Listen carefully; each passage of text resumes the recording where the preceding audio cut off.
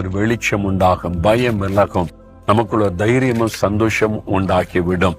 அது மாத்திரமல்ல, மரணம் ஒரு இருள், மரண இருள் என்று வேதத்தில் சொல்லப்படுகிறது. மரண இருளின் பள்ளத்தாக்கிலே நடக்கிறவர்கள் என்று. மரணம் நெருங்கும் பொழுது சிலருடைய வாழ்க்கையில இருள் சூழ்ந்துவிட்ட உணர்வு உண்டாகும். ஆனால் இயேசுவாகிய நீதியின் சூரியனுடைய வாழ்க்கையில இருந்தா மரணம் கூட உங்களுக்கு பயமா இருக்காது, இருளா தெரியாத ஒரு பெரிய சந்தோஷம். என்னதால் இயேசு மரணத்தை ஜெயித்து உயிர்த்தெழுந்தார்.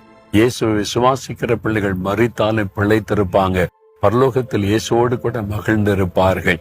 இந்த ஒரு சந்தோஷத்தை, வெளிச்சத்தை நமக்கு கொடுக்கத்தான் நீதியின் சூரியனாக இயேசு இந்த உலகத்தில் அவதரித்தார்.